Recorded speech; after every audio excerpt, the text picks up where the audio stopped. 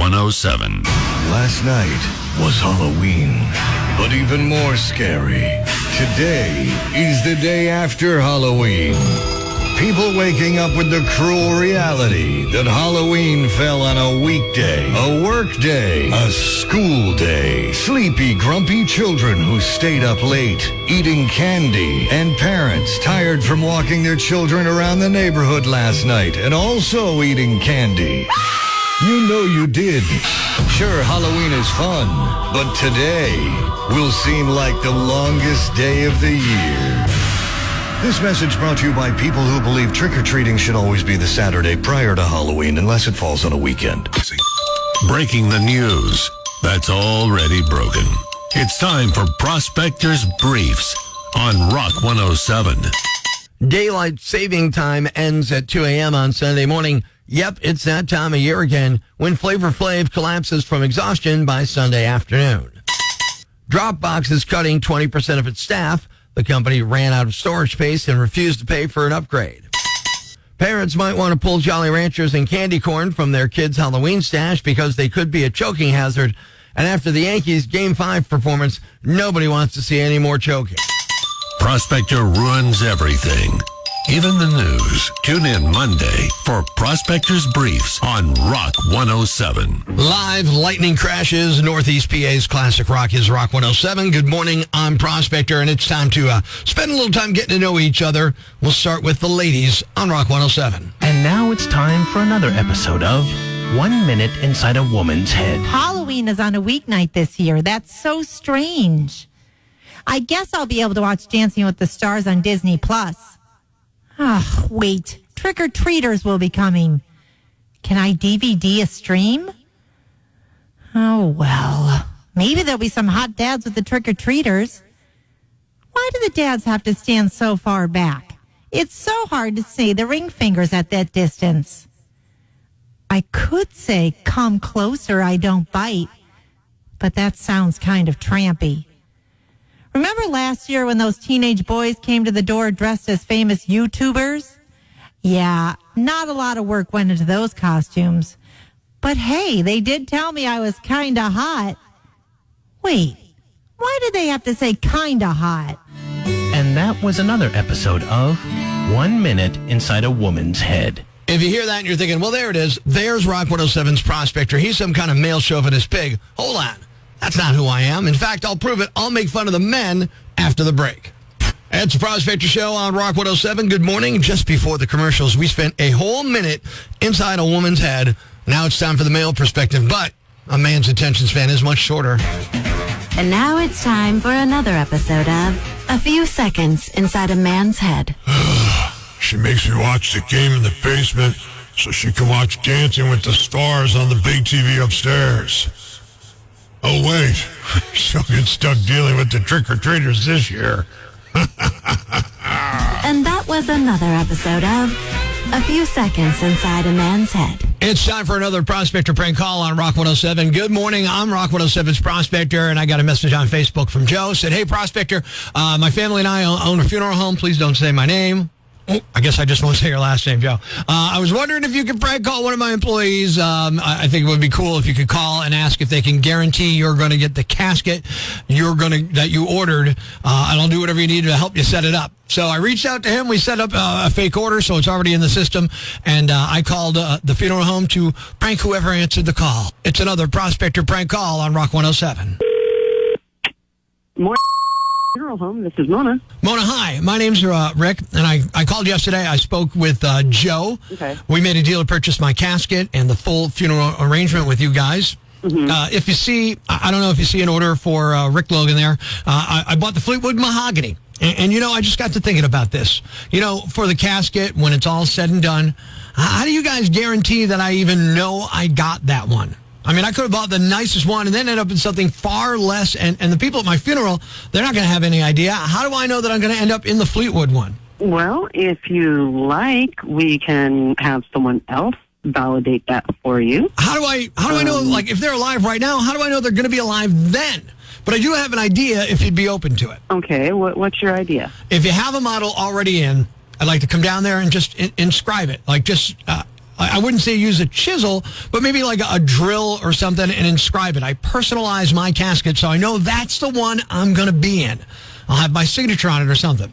Well, it's likely going to be some time before we actually need to order your unit. I guess what I'm saying is, how do I know you guys are going to put me in the Fleetwood? Because, like, I'm spending over $5,000 for this box, right? And it got me thinking, like, you guys could bait and switch me really easy. Well, we are a long-term family funeral home. And so it's going to be trust us. That's it. Well, if you'd like, we can go back to some of the families that have used us for. Oh, okay. Well, look, I can go on. If by chance the Fleetwood is no longer available at such time when you. Oh, really? Oh, so you're doing it already? You're already doing it, right? Then we would give the next best option. So the next best one down, right? We would not the next best, not the next more exciting, more expensive one. No, we would upgrade. How do I even know that? I mean, we don't even know what the upgrade is.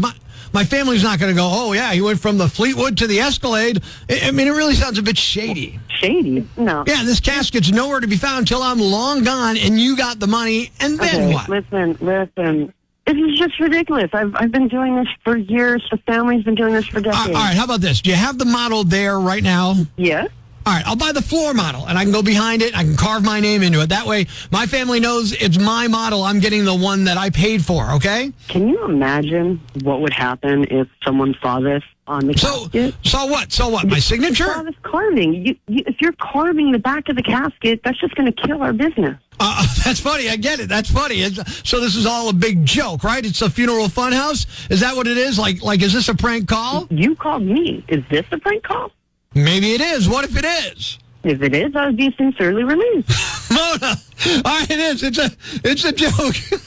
It's Prospector. Young man. Joe said you'd answer the phones and then we could have fun with this. So Joe suggested we call and ask you to guarantee we're getting the right model after we die. It's a Prospector prank call. Oh, my God. Joe, he is going to get his. Don't say that around a funeral home. Oh. Inside Out, Eve 6, Northeast PA's Classic Rock. Rock 107, good morning. I'm Prospector, and it is time for a visit from the epitome of masculinity, at least in his own mind. Life's pretty tough right now.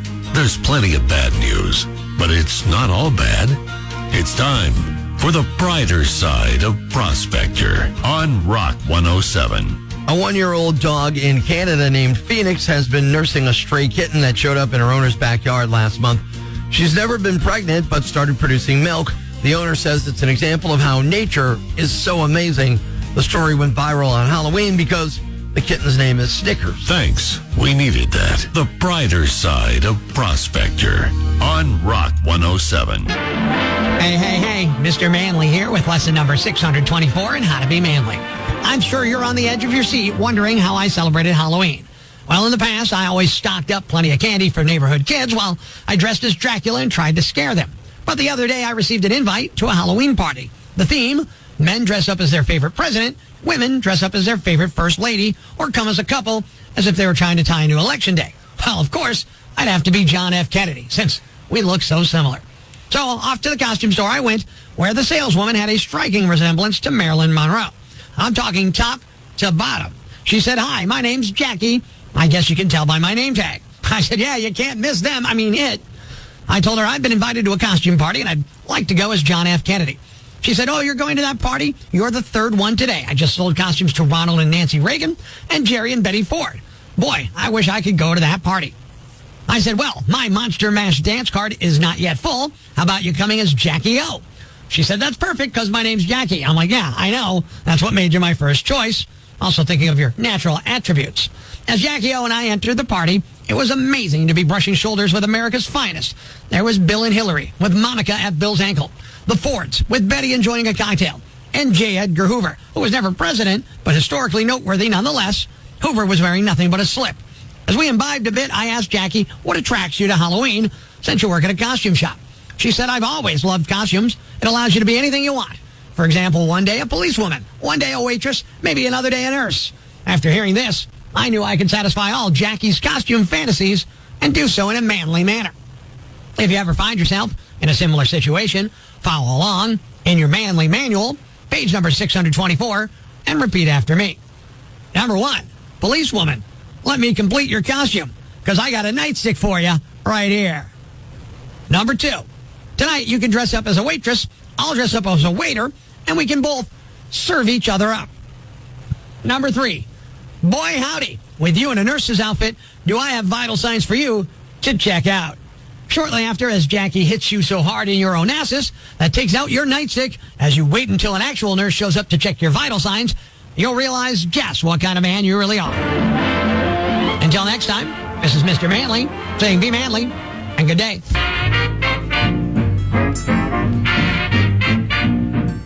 Texting and drinking is never a good idea. We've all done it, and we've all regretted it. The drunken texts you forgot you sent. Prospectors collected them in Texticated on Rock 107. From the 740 Newark, Ohio, the Jolly Green Giant just punched the Pope. Halloween is the best. Allentown, Pennsylvania, area code 484. I'll be heading downtown with donuts and a lawn chair at 9 a.m. to go Halloween walk o' shame spotting. And from the 858, San Diego, California, I just spent an unhealthy amount of money overnighting a full-size adult Trix Rabbit Halloween costume. You hit send, and we hit the floor laughing in Texticated on Rock 107. Cicero, Illinois, area code 708. She asked if she could keep her bee antennas on during her mugshot. I love Halloween. Arlington, Virginia, area code 571. Ended up passed out drunk in the neighbor's lawn, still in costume. They thought I was a lawn decoration. 10 points for best Halloween ever. And from the 313, Detroit, Michigan. Is it still Halloween? When did this turn into a week-long holiday? Proof that booze and cell phones don't mix in Texticated on Rock 107. From the 630 in Aurora, Illinois, I just saw a girl do a walk of shame as a bumblebee. I love Halloween. St. Louis, Missouri, area code 314. Question, was he too nerdy? Answer, well, he was a Tetris block for Halloween. And from College Station, Texas, area code 979. I don't care what I am for Halloween as long as I'm not a father after. Hey, we found him in your telephone in Texticated on Rock 107. The following rant may cause you to pull your hair out, scream at the radio, punch the dashboard. Complaints should be addressed to loudmouthyambag at rock107.com. Hey, I'm Rock 107's Prospector, and here's what's got me jacked. I got into a discussion the other day with a family member about our country. Now, usually I'll avoid such chatter with people because really, what are the chances we're going to change each other's hearts or our minds, right? However, I got suckered into this one. And at one point, he rather tersely said to me, America, love it or leave it, which really set me off. All right, look, let me get this straight. Love it or leave it? That's the mantra? Let me tell you something about that. I thought this little experiment in representative democracy was designed to improve as we go.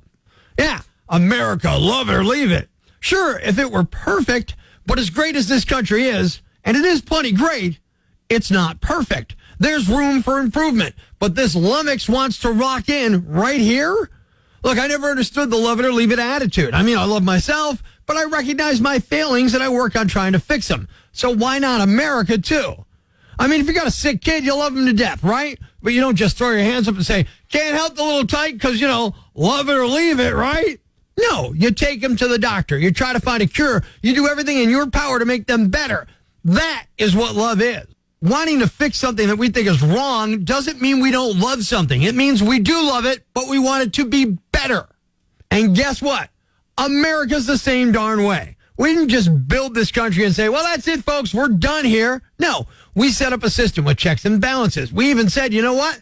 We might not have gotten everything right, so let's have the ability to make some amendments. Yeah, that's right. We have a constitution, and it has changed over time. We ended slavery. We gave women the right to vote. That's not leaving it and loving it. That's making it better.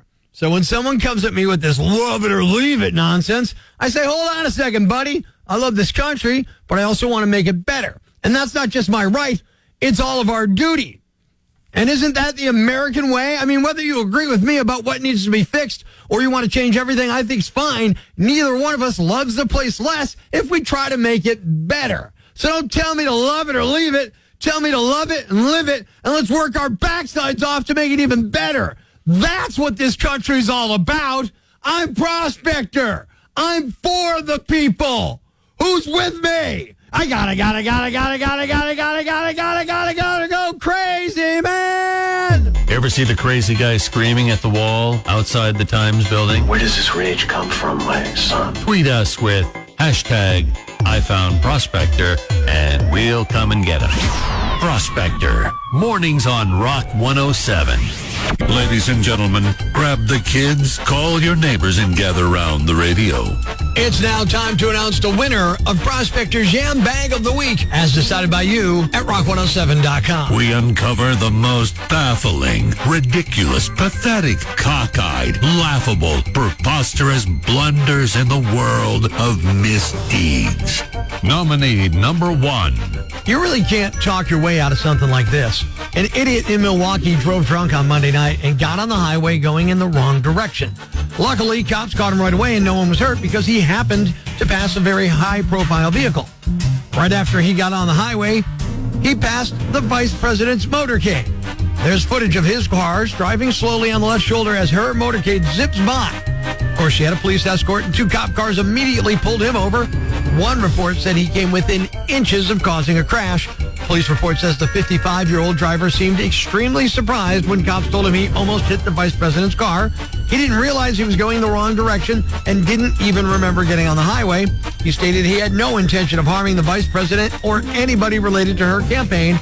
He's facing charges for drunk driving and reckless endangerment. Nominee number 2. Another adult who wants to be a cool kid.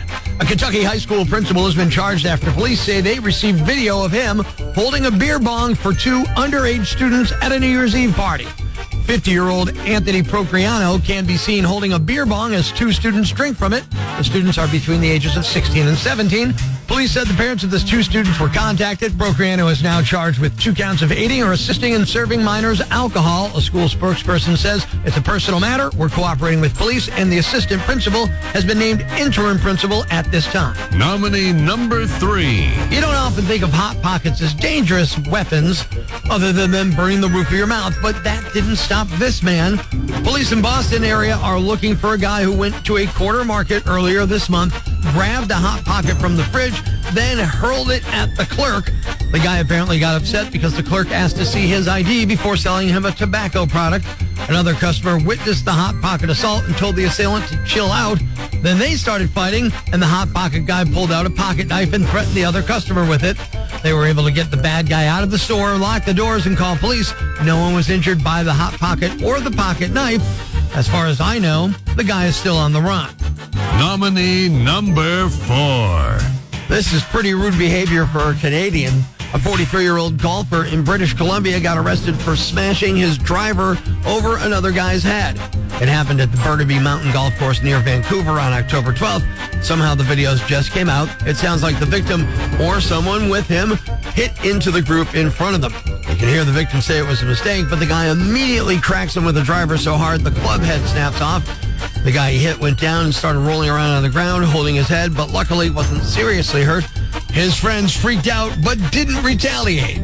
The guy filming stayed very calm and very Canadian about it. He said, "We can de-escalate this, eh?" Cops showed up and arrested the guy, who they described as intoxicated. It sounds like he's facing charges for assault with a weapon. And the winner is the high school principal who got busted for holding a beer bong for underage students to drink from. You're the Yam Bag of the Week. Keep it here for all of the nominees for Prospector's Yam Bag of the Day, weekday mornings on Rock 107. Thanks for listening to Prospector's Prime Cuts podcast. Be sure to catch us live weekdays from 5:30 to 10 a.m. on Rock 107 or online at rock107.com or the Rock 107 app. A free download for your Android or iPhone. Subscribe to the podcast on Apple Podcasts, Google Podcasts, Spotify, Stitcher Radio, or wherever you get your podcasts so you never miss Prospector's Prime Cuts.